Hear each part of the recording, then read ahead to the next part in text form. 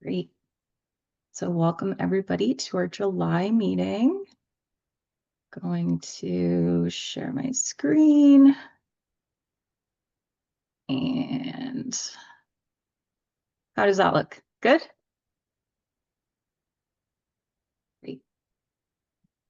Okay. So we're going to start with a round of introductions as we usually do. Our icebreaker question this time around is going to be, what is your favorite way to connect with nature? So whatever comes to mind, start. So I'm Kaylee McLaren. I'm the restoration manager at the Blackstone Watershed Collaborative. And my favorite way to connect with nature at the moment is probably paddling. We've been paddling the last few weeks, and it's just really nice to connect with the river and kind of, see what we're working for and what we're working towards. And yeah, we've had some really great paddles the last couple of weeks. So yeah, it's been great. And I will pass it to Martha, one of our speakers for today. Hi, good morning. Thanks. I'm Martha Shields. I direct the New England Environmental Finance Center, and we host the SNEP network, and that's why I'm here today.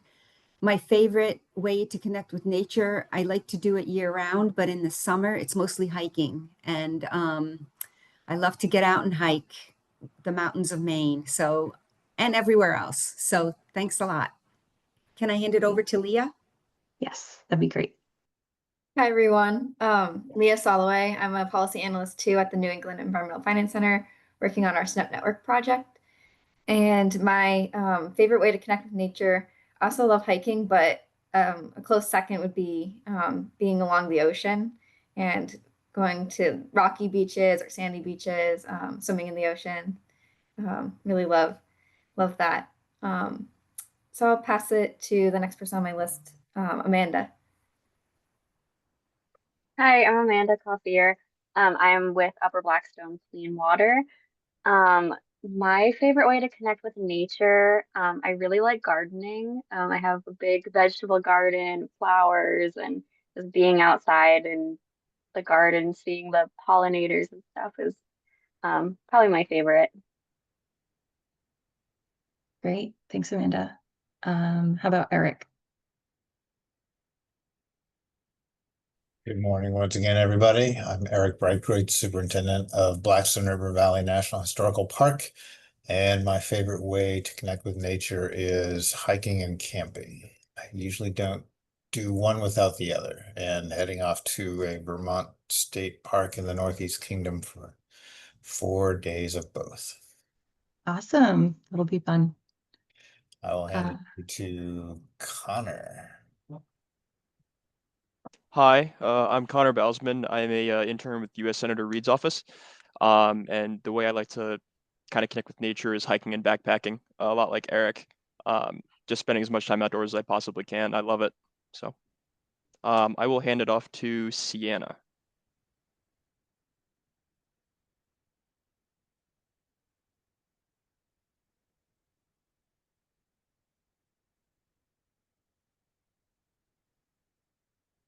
Oops, Sienna, I think you're muted.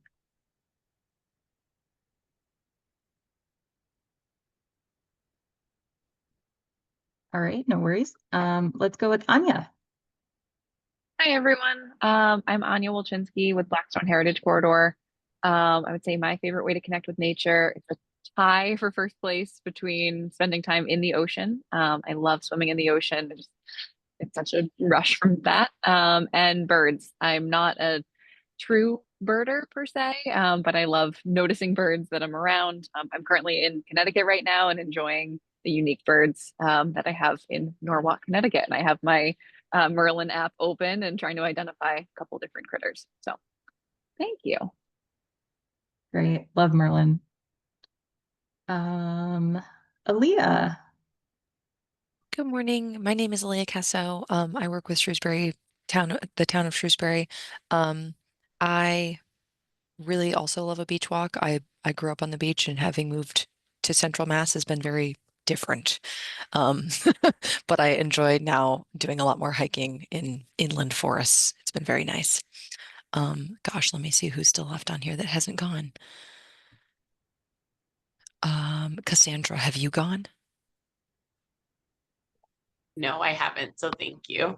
My name is Cassandra Flores. I am Senator Reed's Community Affairs Coordinator in the Providence District Office. My favorite way to connect with nature is going to the beach this time around. That's my favorite thing to do. And when I can, I like to go on hikes as well. I'll pass it over to Catherine. Hello, everyone. My name is Catherine Albizu.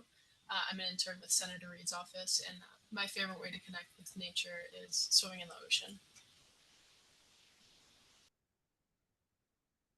Great. How about Marianne?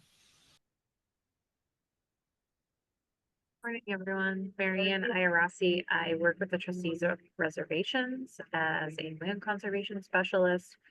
I'm gonna have to go with what Anya said as well. I think as I've gotten older, I've found more joy in birding. I don't consider myself a birder or an ornithologist in any way, but it's always fun to take the time to spot a bird and look it up in the books and the Merlin app and just learn something new.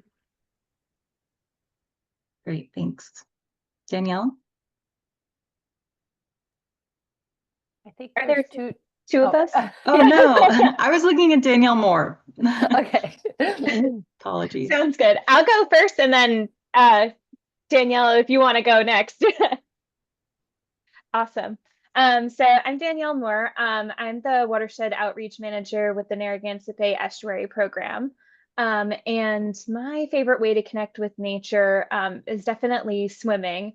I would say in freshwater and in saltwater. I kind of grew up in Central Mass, more in the freshwater, and now I live a little bit more coastal. So I really like connecting with nature in freshwater and saltwater. Yeah. Great, thanks. Okay, I'll jump in. I'm Danielle Maccheroni. I'm an environmental analyst at Mass DEP in the Watershed Planning Program. And I work with Judy Rondeau, who I think is often on these calls. And my favorite way to connect with nature would probably also be the beach, but I'm going to throw a new thing in there, which is my hammock that I got last year. And I love it way more than I thought I would because you can do it every day, even in the winter if you have your coat and hat and gloves on. So that's my like at home way to connect. Great, Okay, love a hammock. Yes, it's awesome. So let's see who is left. Heather? Hi, I'm Heather from the Blackstone River Coalition. I'm the Water Quality Program Coordinator. And one of my favorite ways to connect with nature is going on hikes all over water, or not water, up in New Hampshire, Massachusetts, Rhode Island, anywhere. Great, thanks, Heather. Yep. Nick?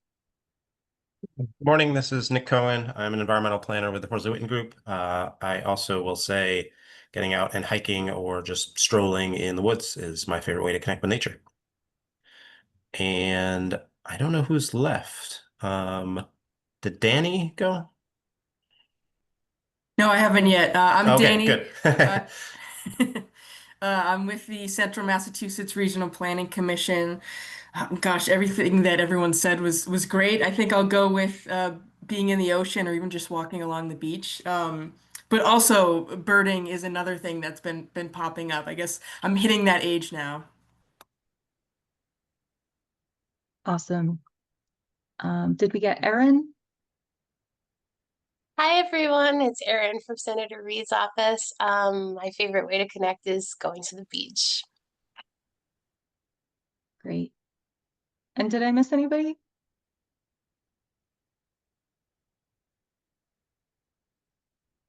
Nope. Okay, great. Thank you all for that.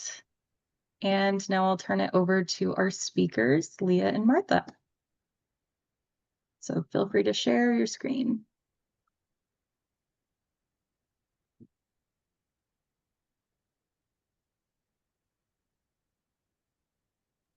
Awesome. Thank you. Thanks for the opportunity to have us speak about who we are, what we do, and this solicitation that is currently out for communities through the SNEP area.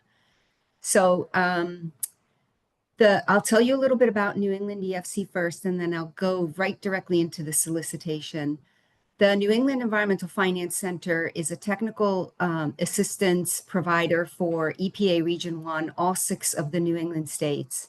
And we've been around since 2001, so it's been 24 years. And we are a group of planners, facilitators, and technical financial experts at the EFC. We're a small group, so we like to work with a lot of partners who have specialty in the topics that we work in. We're part of the University of Maine system, and we're located in Portland, Maine. Our mission is to build community capacity to ultimately fund and finance the projects that we're working on with the communities. And we integrate climate resilience into all our programs and our projects. Our programs consist of the needs of the New England communities, which are reflected in the projects that we have. One of them is the SNEP network, which you're all familiar with. I think that's how you all know us. Another one of our big projects is called the New England Water Infrastructure Network. It's a project that is focusing on trying to help communities access water infrastructure through the state revolving funds. And then we have another branch of our practice, which is sustainable operating practices. We do a craft beverage sustainable operations project in Maine and throughout New England. Okay, next slide, please. So the Southeast New England program, I'm sure you're all familiar with. We run a network of 16 local partners who are experts in certain topics: stormwater and watershed management, sustainable financing, ecological restoration, and climate resilience. The way we work is that we offer free training, tools, and technical assistance to municipalities and tribes in the SNEP area in order to build local capacity and advance their projects from planning to funding and financing to ultimately implementation.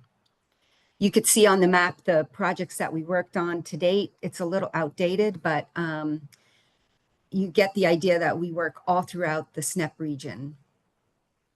Next slide.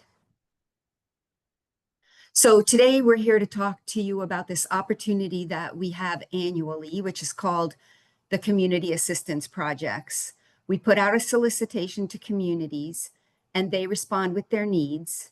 And we do this annually, and we usually pick around 8 to 12 projects per year that we put our partners to work on in certain configurations, depending on their expertise. The focus of the categories this year are stormwater planning and management, ecological restoration that includes floodplain and riparian buffer restoration, salt marsh restoration is a new one that we've heard a lot of need for, water quality pollution prevention, and that includes culvert and dam assessments. Climate resilience is another topic. It includes planning, prioritization of resilience actions, and really anything that falls under that broad umbrella. And then we have a separate category for funding and financing. Even though we do funding and financing through all our projects, this opportunity for funding and financing is specific to scoping out a project and talking to communities about how to set up an enterprise fund, specifically stormwater utilities or a resilience utility. You can find out more about our focus areas if you click the link here, and we will share the entire solicitation for you after we speak. Next slide. So in this solicitation, there is a unique opportunity to apply for our stormwater planning series. We've put on the stormwater planning series for the last 3 years. We usually work with 4 communities to develop a conceptual design for a nature-based stormwater retrofit. And the series consists of 5 2-hour training sessions over the course of 6 months. It's facilitated by our team that has expertise in running this curriculum and also helping communities with their homework and getting through the curriculum to design their own retrofit, after which we help them get a 30% design in place with our consultant pool. It's free to the communities. And then they're ready to implement and go for other funding like MVP grant. The stormwater planning series, sometimes we solicit for this in a separate document, but this year we decided to put it together with the other solicitation that we put out. So you'll see in the solicitation that there's sort of a cutout for this stormwater planning series. Next slide, please. Leah, I'll hand it over to you. Yeah, thank you, Martha. I'm going to talk to you guys a little bit more about the details about the types of the services and how you'll apply and timeline and all the logistics about that. So we have opened our solicitation. It was opened on July 1st this year. We're going to keep it open for a month and it will close on Friday, August 1st. We'll spend the month of August internally reviewing the applications, and on Friday, August 29th, we will send out the notifications and the final decisions. The delivery of services will happen between October 1st through September 30th, which aligns with the federal fiscal year. And to be eligible, you have to be in the SNP region. We put the map up again. And if you are unsure if your community falls within the SNP region, we also have a link to a GIS map so you can take a closer look at that. In addition, to be eligible, you must have leadership support and commitment from the staff and as well as having them participate in the project. There also must be the authorized entity to act to be included. For example, if the project falls within town property, then have your town be involved as well. On this slide, I'm going to talk a little bit about things to keep in mind about how our services work. If you're selected, the project scope will be finalized with the NEFC and with the SNP network partners, and we'll determine a schedule for the services. This is not a grant opportunity. This is a technical assistance award. So you'll be receiving the assistance through our SNP network partners instead, or our approved consultant pool. So you will not be just receiving a financial grant. It's a technical assistance. The assistance will help improve awareness and capacity to advance best practices for stormwater management, but just to keep in mind that this is not MS4 compliance assistance. And our services are intended to complement and leverage the existing resilience programs offered by the state in regional organizations in Southeast Massachusetts and Rhode Island. So you can indicate in your application if you've worked with these programs and organizations, but it's, to complement and leverage what's already happening in the states. So now I want to talk a little bit about how the applicants will be evaluated. To keep in mind, this is a really low lift. We want it to be a short application. There's 5 questions, and the 5 questions align with this evaluation criteria. So I just wanted to go through what that is. The first one is, does the application seek assistance within the network's available services and mission? And is the application clear about the services being requested? This one's really important because we want to make sure that the services you're requesting align with our partner's expertise. The next one is, does the application demonstrate commitment from the community's staff and leadership to improve the level of practice? So this one, again, is important because we want to make sure that the staff and leadership are involved and engaged in the project. The next one is, does the application describe the community, how the community will leverage the partners and organizations and with the community members, and we want that buy-in to make sure that the project will be successful. And that's 15 points for that. And then, does the application build upon prior efforts by the community? Another additional 15 points for that one. And the last one is, will the services contribute to a regional or watershed scale approach and lead to the identification and implementation of on-the-ground projects? This one really focuses on what the outcomes will be for your project, and that will be 15 points in the application. How to apply for this technical assistance. You can visit our website, snapnetwork.org. We can put the link in the chat once I stop sharing my screen. So once you visit the website, you will download the solicitation. It's a PDF, and that has all the information about the services and the categories that Martha mentioned before. And again, all this information is documented in that solicitation document. And then you'll download the application. This is a Word document. This is the 5 questions, the application that you'll submit online. So once you save that, you'll upload that through our application form that's on our website. I have the screenshot of it on the right-hand side. Once you upload that and put in your name, email, phone number, you'll submit the application and you'll receive a confirmation email from us. And then again, you can expect to be notified by August 29th, and that's a Friday. Let's see. That is the last slide. I can stop sharing my screen. I'm sure we're happy to take questions if we have time. Yeah, great. Thanks so much, guys. Any questions? The description of the services is much more detailed than I gave you because I didn't want to take up too much time, but you can see the description, and we break it out into different, the large topic areas are broken out into smaller topic areas in the solicitation document.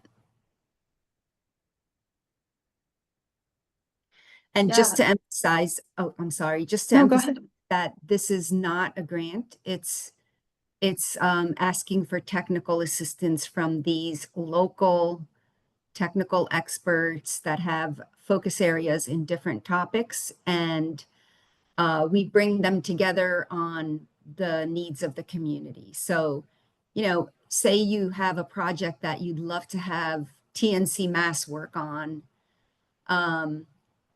you know, that you don't have to go to TNC Mass, you come to us and we put TNC Mass, our partners from TNC Mass and other partners with that expertise to help you hold hands. You know, we hold hands of the community members, and then we really spend a lot of time with them trying to get them to their goal.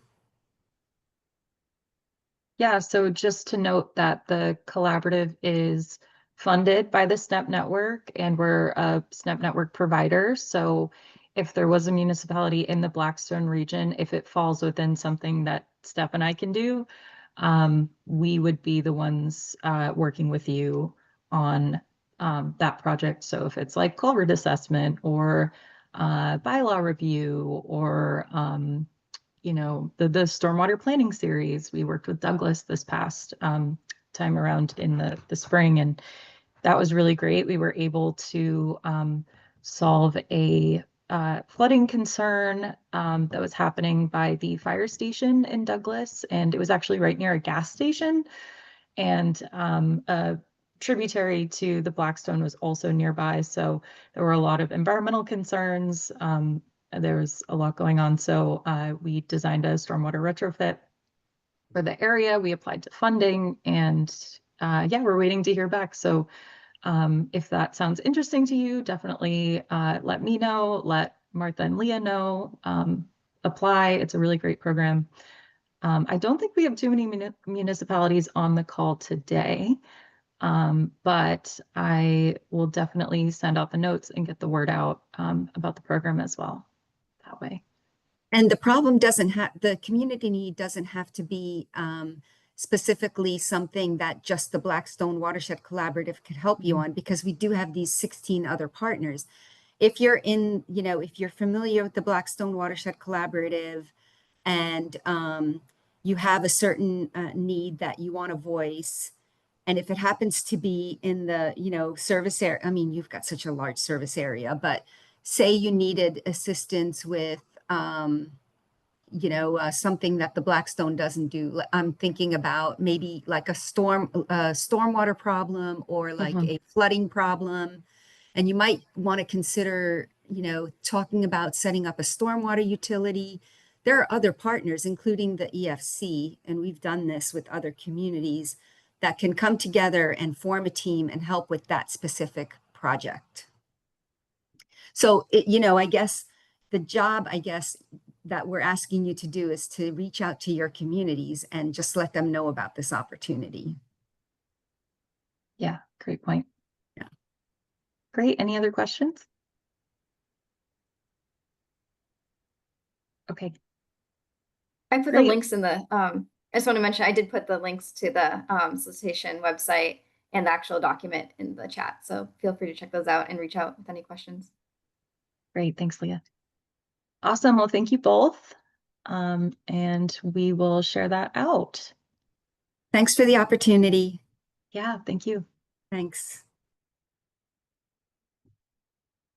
Okay. Can everyone see that okay? All right, so now we're going to talk about some collab updates. First up is academic partnerships and opportunities. So we've been working with Claire Goldberg, who is a graduate student at Clark University, on this GIS Morley Field project that has been ongoing for a while now. So Claire has done 2 final projects in 2 different classes so far, working on looking at how the city of Pawtucket has committed some public takings of land in EJ communities, specifically Morley Field, and how that connects to the larger city and if there's a pattern or not. So Claire has a lot of really great information. Over the summer, over the next couple weeks, we're going to be working on science communication, part of it. How do we distill this information that we have down into kind of bite-sized pieces that advocates can use for their arguments in the future? And we'll also be making a story map as well to kind of visually represent the findings so far. So we actually toured Morley Field for the first time together the other day. So that's a photo on the right there of what it looked like on the day. And yeah, we'll keep you posted when that story map is up. We're also working with a student from RISD, Rhode Island School of Design, Mallory McPherson, to perform a literature review of essentially restoration priorities. So we're looking at MVP plans, hazard mitigation plans, master plans for all of the main STEM communities in the Blackstone, as well as these larger planning documents from Blackstone Heritage Corridor or CMRPC that have outlined restoration priorities over the years. Also, Sophia, I can't remember her last name. So sorry, I should have written it here. It will be in the notes. She is the Fish and Feathers intern at the Blackstone Valley National Historical Park, NPS. She's also been helping out with this project, looking at the more regional documents. So yeah, we're really excited to kind of categorize and catalog the restoration priorities we have in the region so far and see if it matches up with what we're seeing when we talk to municipal staff today. So bikeway, greenway updates, I don't have any at the moment. Fish passage updates. The one thing I will say about that is if you've followed the collab for a long time, we used to host all of our videos on Panopto, which was the Clark University service. We've now moved everything over to YouTube. So we have a YouTube channel. All of our meeting recordings are hosted there, as well as all of our Fish Passage Community Advisory Committee meetings. So those are in its own playlist. It's not in perfect order, which is my doing when it comes up. So if you go to the playlist, it should show up in chronological order. So feel free to check that out as well. And we post the meeting notes as well, linked in the collab meeting notes from those meetings. Couple water quality updates. So the Rhode Island Infrastructure Bank closed on $100 million funding for the Phase 3 CSO project for the Narragansett Bay Commission. So we're really excited to see that go forward. Narragansett Bay Commission's been doing really great work on eliminating CSOs in the Rhode Island area for a long, long time, and they're kind of nearing the end. So we're excited to see that, and we're hoping that Worcester can follow suit at some point in the future. So speaking of Worcester CSO, our next CSO working group meeting will be August 12th from 2 to 3. So if you're interested in joining us for that, shoot me an email. I will add you to the list. We recently transitioned from meeting every other month to meeting once per quarter. And we will also meet as needed. So as action items come up, we will call special meetings for that as well. And there haven't been any CSO events in Worcester since our last meeting in June, which is great. For access, we have been out on the river the last couple weeks. So we have been kind of going north to south on the main stem in these like 2 to 3 mile sections, just kind of going really slowly and taking stock of just what we're seeing. So any restoration opportunities, opportunities for potential future access points, you know, just general things like if there's tires in the river in a specific area, if there's undercut banks. We're noting all of these things as well as taking down some information that we might be missing about main stem dams. So if we're missing like the height of the dam or something, we're gathering that information as well. So we are interested in having municipal staff from those main stem communities come out on the river with us and see the section of the river, really get a sense of what it's like. I think it's really different when you're out on the river versus just talking about it. And we talk about it all the time. So if you're interested in that and your town staff, definitely let us know. We'd love to take you out. And speaking of paddling, we are again doing our paddle of the entire river in September. It'll be September 11th through the 14th.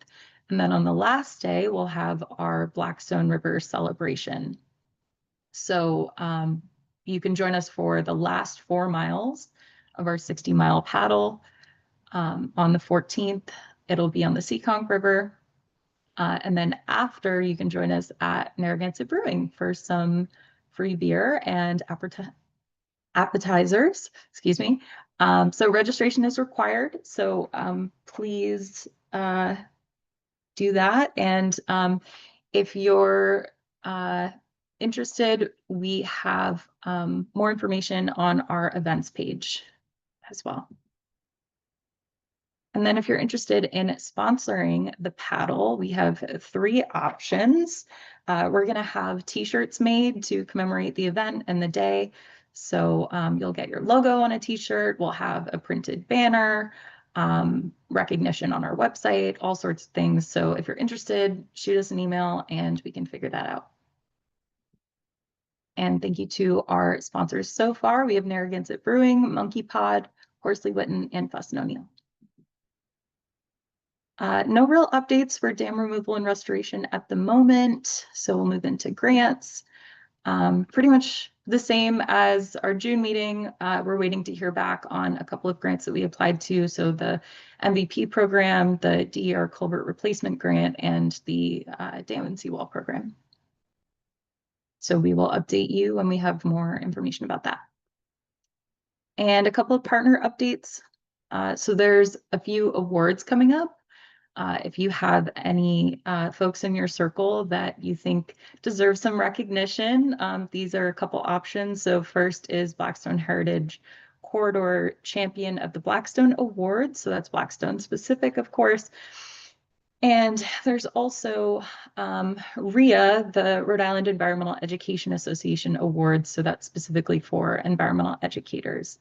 So yeah, think about if you know anybody, and you can nominate them for these great awards. And Anya's on the call today. So just wanted to say congratulations to Anya for becoming the new executive director of BHC. We've been working together for the last couple months since I believe February. And yeah, we're really excited to see you step into this role and grateful for your partnership and excited to continue working together. So yeah. And then the Resilient Rotary Infrastructure Bill, just wanted to note that that passed on June 24th. So that will provide funding for communities to invest in resilient infrastructure projects across Rhode Island. So we're really happy to see that go forward. And now I'll turn it over to you guys. If anybody has any updates that they want to share, feel free to throw it in the chat. You can raise your hand, you can shout it out, whatever works for you.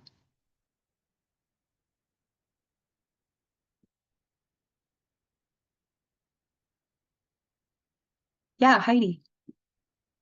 Hi, everyone, and I'm sorry I was so late joining, so I don't know if this has been mentioned yet, but the Mass Ready Act, the environmental bond that's in process, there was a hearing this week before the Environmental and Natural Resource Committee, and I testified along with many representatives of other environmental organizations. There are some significant changes to the Wetlands Protection Act and Chapter 91 and some other things in there, in addition to, important new funding, bonding authorizations for things like $315 million for the MVP program, and, money for all sorts of other things that we care about. So there's a lot of good stuff in there. There's also some things that we're concerned about, like changes to the Wetlands Protection Act that would, they're creating this new category of priority housing as well as nature-based solutions, and neither of them are very well defined. Priority housing in particular, we're concerned about why they would want to streamline permitting for housing in areas subject to wetlands jurisdiction. So MACC, the Mass Association of Conservation Commissions, held a lunch and learn yesterday, and the slides are available on their website. They're holding another one next Thursday. And I've also been working on a Google document that summarizes some of the key changes and, what I'm supporting and what I'm concerned about. So I can put those two links in the chat, the link to the slides for the lunch and learn and the link to the Google Doc. I just ask that if you use the Google Doc, if you make any changes, please do them as suggested changes so that I can see people's edits in my document. And I'm happy to answer any questions as well, to the extent I can. Great, thanks, Heidi. Any questions for Heidi at the moment? Okay.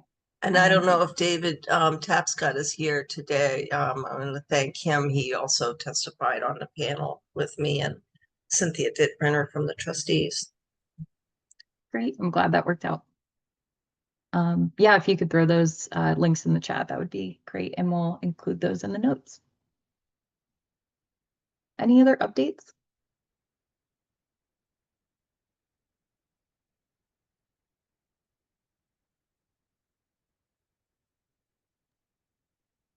Hi, I'm with the Blackstone River Coalition, and we're still continuing our monthly water quality monitoring program, and so that's going well.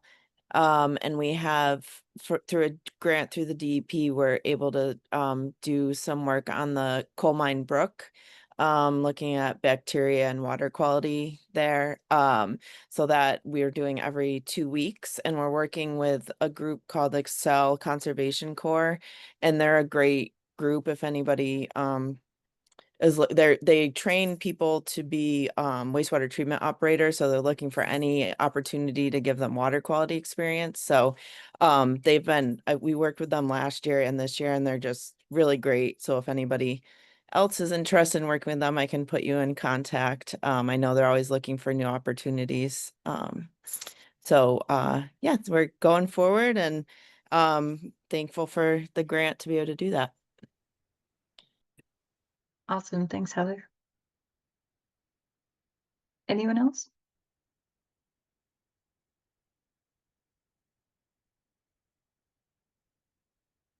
Okay.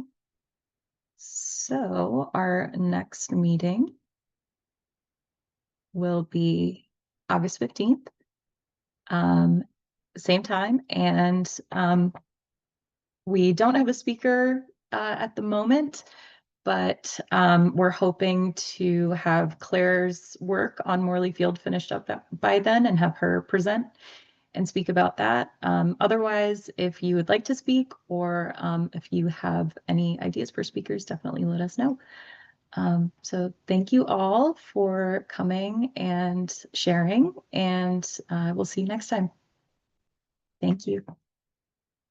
Take care. Thank you. Thank you. Thank you.